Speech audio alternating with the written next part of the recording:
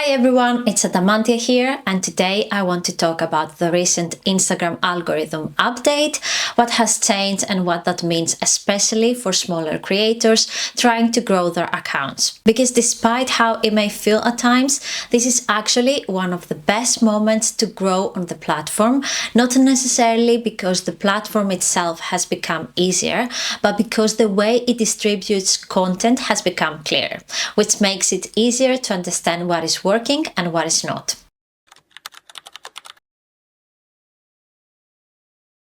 There is a stage that many creators and business owners reach where Instagram begins to feel unclear, not because they're not putting in effort, but because the results no longer seem to reflect that effort in a consistent or predictable way.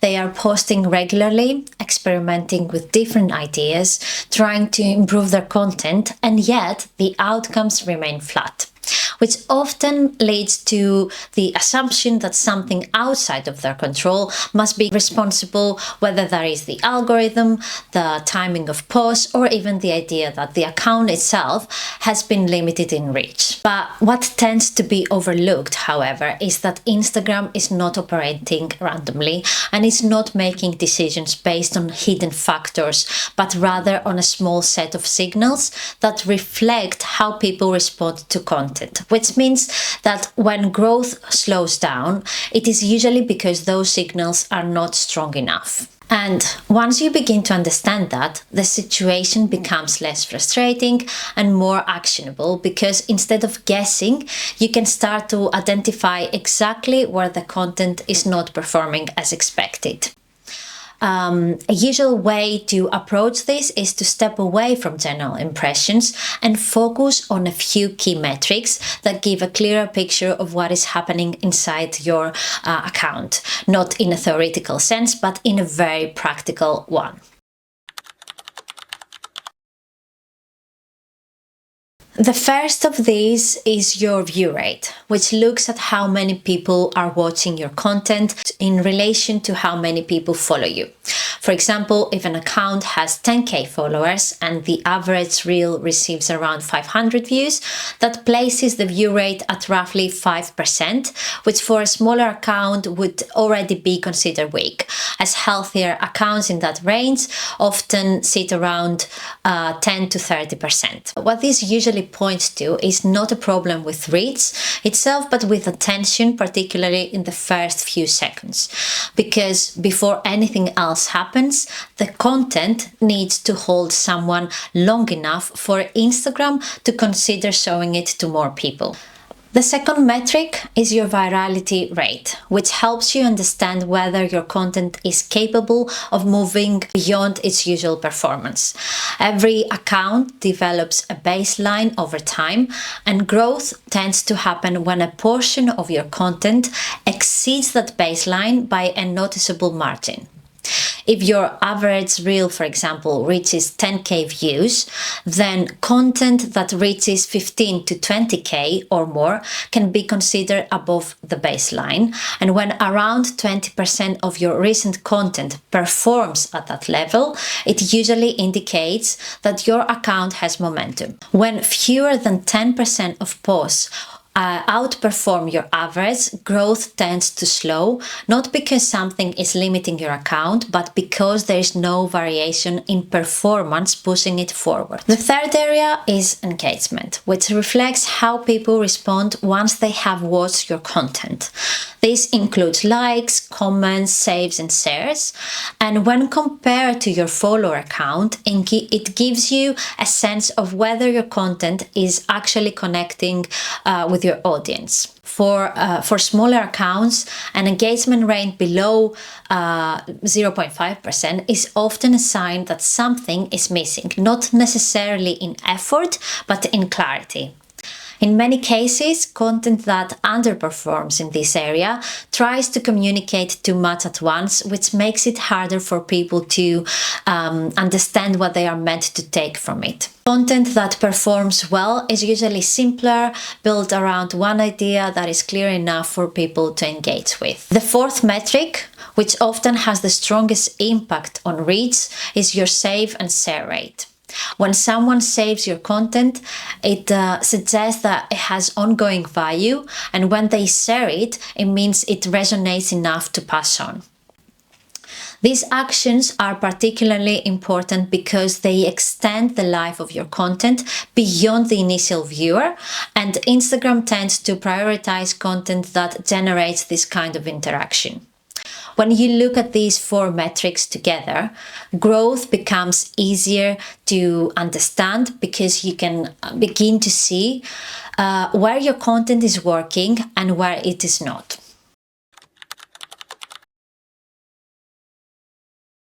This is also where a deeper issue often remains unnoticed, because even when these metrics improve, many creators still feel stuck. The account may grow, views may increase, and engagement may improve, but there is still a sense that nothing meaningful is being built. And that is usually because the content, even when it performs, is not connected to a clear strategy. A strategy in this context is not about complexity or rigid planning. It is about having the right foundations in place so that everything you create has direction. Without those foundations, content can perform in isolation, but it has not built anything cohesive over time. The first of these foundations is your brand.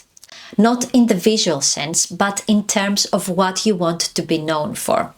And if that is unclear, content tends to feel scattered because there is no central idea holding it together. For example, someone might post about business one day, lifestyle the next, and then something unrelated after that, which can generate occasional engagement but makes it difficult for people to understand why they should follow. The second foundation is your audience. Growth without a clear audience often leads to numbers that look positive but do not translate into anything meaningful. If you're attracting people who are not aligned with what you offer or what you want to build, engagement may occur, but it rarely leads to deeper connection or opportunity. By contrast, when your content is created with a specific audience in mind, it becomes easier to speak directly to their needs, which naturally increase both engagement and relevance. The third foundation is how your content connects to an outcome. Whether that is building authority, attracting clients, or creating opportunities, there needs to be a link between what you post and what you want it to lead. Without that connection, content becomes something you produce rather than something that contributes to a larger direction. When these foundations are in place, the metrics you measure earlier begin to improve more naturally because the content itself becomes more focused, more relevant, and easier for people to engage with. Growth becomes more stable, not because you are doing more, but because you are doing things with more intention. This is also why resetting your Instagram account is not about starting over, but about simplifying and rebuilding with the right structure.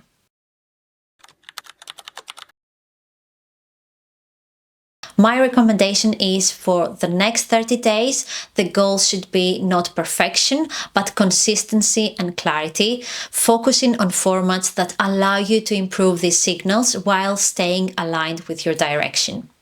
This often means prioritizing short-form video, particularly Reels, as they currently offer the highest potential for reach, while using other formats more selectively to deepen connection. At the same time, it becomes important to observe what is already working within your niche, not to copy content directly, but to understand the patterns behind it.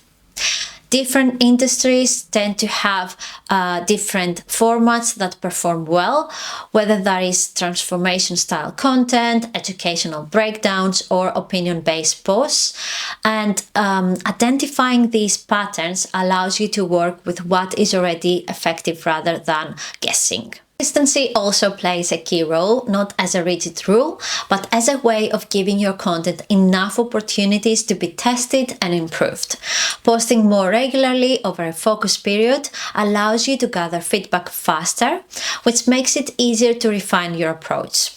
Over time, this creates a cycle where you test, measure, and adjust, gradually strengthening the signals that drive your content.